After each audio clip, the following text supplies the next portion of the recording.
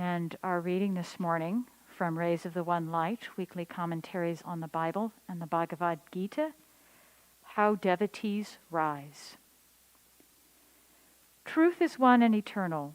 Realize oneness with it in your deathless self within. The following commentary is based on the teachings of Paramahansa Yogananda. Last week we asked the question, why do devotees fall? And we considered the downfall of Judas in this context. Jesus, in answer to Judas's criticism for allowing Mary to rub his feet with spikenard, a very costly ointment, said, "The poor always ye have with you, but me ye have not always." Jesus is saying here that there is one supreme injustice that needs eradication. Poverty, yes, but not of a material kind. Poverty in a spiritual sense. Divine blessings are not common in this world. They are extraordinary. When they come, we should give them priority above every other consideration. Never allow a moment of inner joy, for instance, to be set aside for lesser duties. Divine attunement is our highest priority. As Lahiri Mahashaya, the guru of Yogananda's guru, said, to listen to the heart's inner sound, Om, which issues from the very center of our being, is man's highest duty. Mary on this occasion was not communing in inner silence with Christ's Spirit as she had been when Martha urged Jesus to reproach her for not helping out in the kitchen. Mary this time was serving outwardly, but in a very different spirit from the restless fussing for which Jesus had reprimanded her sister Martha.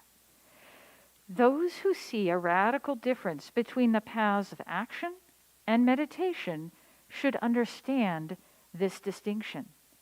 To serve in the right spirit is necessary, for only thereby can we overcome our karmic tendencies toward restless activity.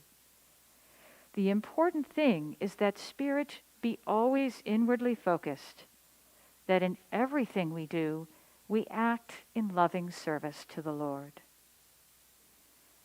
Therefore, the Bhagavad Gita says in the 3rd chapter, the state of freedom from action, that is, of eternal rest in the spirit, cannot be achieved without action. No one, by mere renunciation and outward non-involvement, can attain perfection.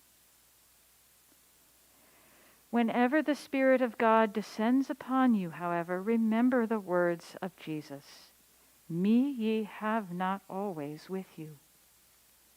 Thus, through Holy Scripture, God has spoken to mankind. Om, Om, Om.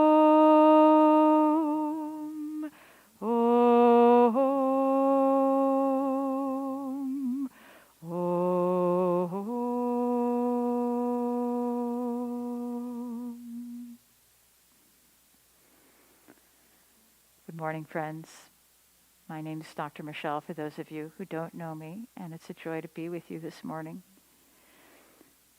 In thinking about this morning's topic, I was reminded of a phrase that I've heard my dad say often, particularly in the last decade or plus, and that is, it's all about the energy. How do devotees rise? Why do devotees fall? It's all about the energy. And how we rise, Nirmala and Dharmadas spoke about this quite a bit last weekend, but I'm going to share some additional thoughts. The first step is we have to stop the descent, right? And, I used to have quite a challenge with being very hard on myself mentally. I still do to some extent, but I've gotten better. It's something that I've worked on. And I share this story because I think many of us on the spiritual path struggle with this or have struggled with this at some point along our way. And I think for many reasons, I think many of us have karmic tendencies, samskars from prior lifetimes. But also sort of culturally, many of us sort of grow up with this sense. I'm teaching a meditation and stress reduction class right now for a group of people online. And one of them, who did not grow up in this country, shared a very interesting story. We were talking about these negative automatic thoughts that we often tend to have that come up for us when we're stressed. And she said, when I was a kid growing up, this was in another country, said, if you did something wrong, somebody said a few juicy words at you and then laughed and it was over. But in this country, you do something wrong and it's like, oh no, you're terrible, right? And it becomes this very big thing. And then as we get older, we sort of take that on ourselves, and instead of somebody telling us that, we tell ourselves that. And the way I used to describe this for myself is that I used to mentally beat myself up over the head with a 2x4. And it felt about as good as that image sounds, or about as bad as that image sounds, I should say. Right? It was pretty miserable, and I was very good at making myself feel miserable for having done something wrong. But we have to realize we're all here on earth because none of us is perfect. And so by definition of being here, we're going to make mistakes. That just sort of comes with the territory. And so we have to acknowledge that and in a sense, sort of be okay with it. It's not the end of the world. And if we spend a lot of energy in mentally beating ourselves up, as I sort of realized, A, it's a waste of time and energy, and B, by the time we're done, we sort of feel so terrible we don't have the energy to then start to move forward in a positive direction, right? It's very hard when we've sort of beaten ourselves down to a pulp to then start to take some steps forward. And so rather than wallowing in or dwelling on our mistakes or the fact that we've fallen, rather than denying or ignoring them, what Yoganandas tell us is just to simply acknowledge them and then start to do something different in a positive direction. It's all about the energy. We have to get the energy moving forward in a positive direction. And of course, there are many different ways to do that, and we have many tools on our path for doing that. When I was a kid growing up, I loved to read books. And what I've realized now in retrospect is that the way that I read books really very powerfully shaped my early life in terms of thinking about the movement of energy in my life's direction. I loved reading biographies. Okay, I'll grant you, I was not your typical kid, but I loved reading biographies. And I would go to the public library, I would pick books from this sort of book series that both of my parents had when they were growing up as kids. And so I read all about the founding fathers of this country and many other people who have lived lives of service to humanity in some form, or done great things with their lives. Susan B. Anthony, Eleanor Roosevelt, Helen Keller, Louis Braille, George Washington Carver, to name just a handful. And I think what this did for me as a kid is that it helped me to realize that it was possible to live one's life for high ideals and in service to something larger than oneself. And then as I got older and was in high school, I started reading spiritual biographies and autobiographies. And then that realization came to be one of, not only is it possible to live your life for high ideals and something greater than yourself, but it's possible to live your life for God. It's possible to dedicate your life to divine realization and to sharing that with others.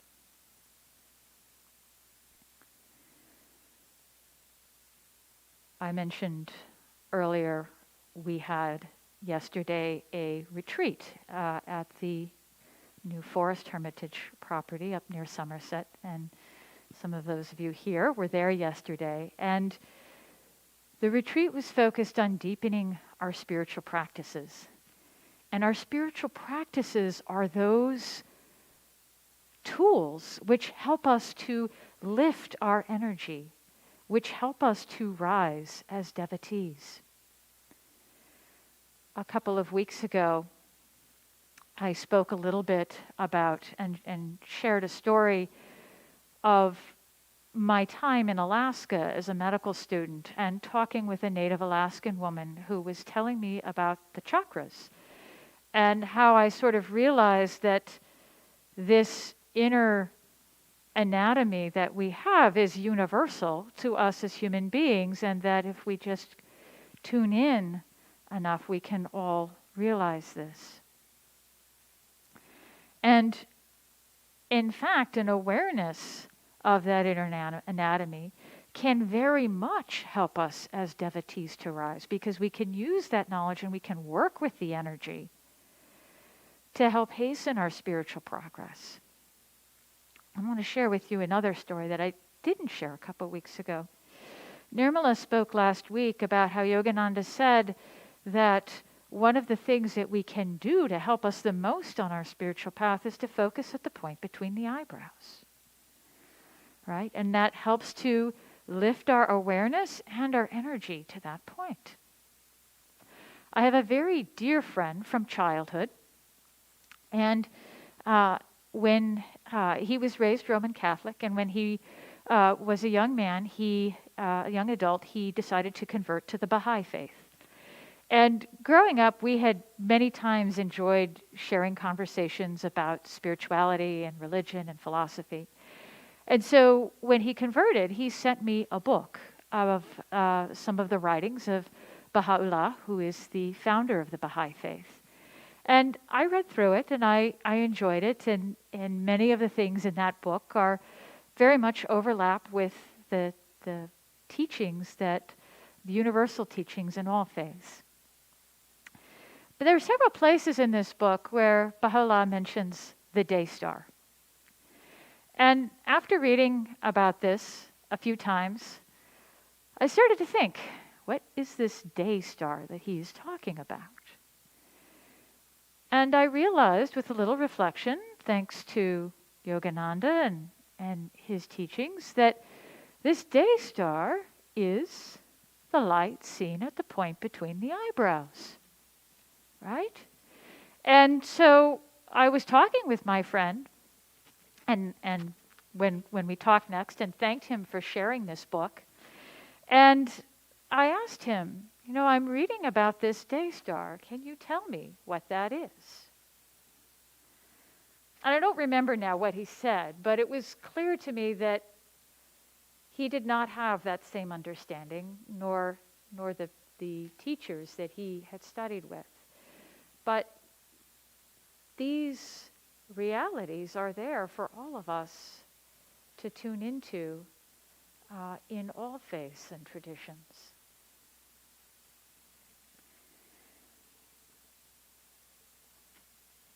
What we focus on in our lives very much determines our lived experience. And the field of psychology is really just beginning now to understand this and to apply it in very practical terms, particularly an area known as positive psychology. And it's not about being sort of Pollyanna-ish, but it's really about acknowledging that we tend to live in a culture that has a little bit of a negativity bias. And if we're always focused there, we begin to forget, and our awareness of those positive things diminishes. So I have a talk that I give in my work setting.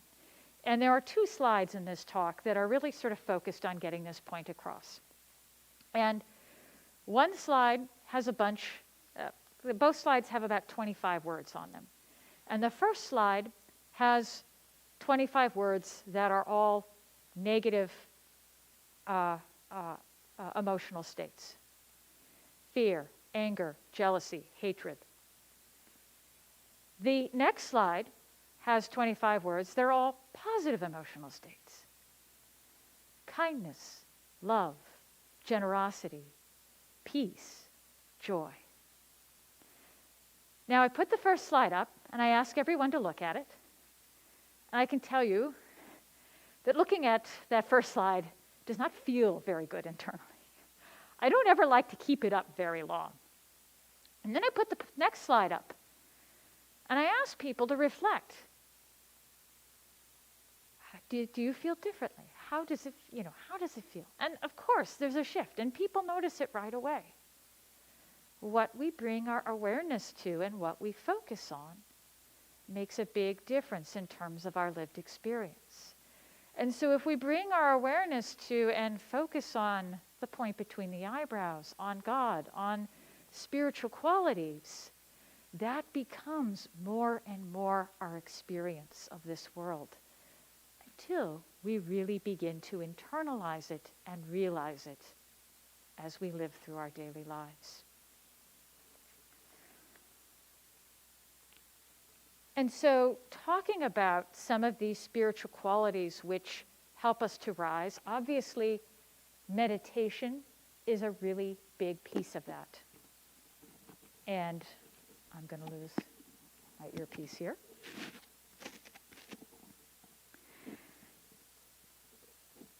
Because meditation helps us to internalize our awareness, so our energy stops getting scattered by going outward, but comes in and then begins to direct it up to the point between the eyebrows and the brain.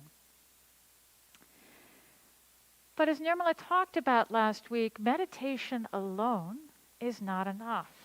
And as our reading said this morning, we can't get to realization through inaction. We have to be active. Because most of us, particularly in the beginning, can't meditate long enough or deep enough to get to those high states. The other challenge is that most of us still in the beginning have a fair amount of ego involved. And service and activity help us to get outside of ourselves. They help us to expand our awareness beyond just this little I. I have a colleague on the East Coast, someone that I know, and this individual meditates regularly. But this person is also one of the most self-centered people I know. And I struggled for a long time with this dichotomy in terms of trying to understand it. And what I realized was that this individual's meditation practice was completely in isolation. That this person did not have a spiritual community or a spiritual teacher to help guide that practice. And so, while this person had derived a lot of benefit and a lot of positive qualities from that practice, it had also allowed this person to become very self-centered and very focused on what's in it for me. I want this. I want to have this position or this power. And so we need to have this balanced path of meditation and service and satsang and spiritual fellowship, because all of these things work together to help us to rise to the divine.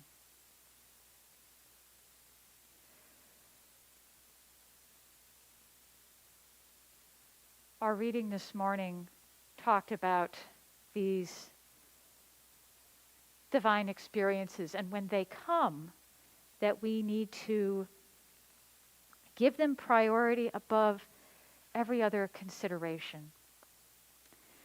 And those divine experiences, yes, sometimes come in our meditation practice, but they also often come when we are with other like-minded devotees. And those of us who were at the retreat yesterday really experienced divine blessings from being with and sharing with one another.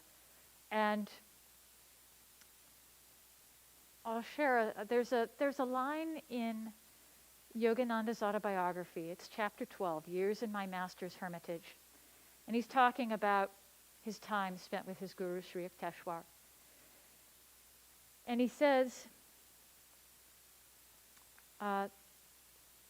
quiet evening hours often brought my guru's discourses treasures against time. Treasures against time. And I think there he was talking not only about being in the presence of his guru and hearing those deep truths, but also sharing that with the other devotees in the ashram who were there. When I lived in New England and was part of our work there, we have a center in southern Maine. And I lived in Boston, and so it was an hour and 20-minute drive for me to get to the center there.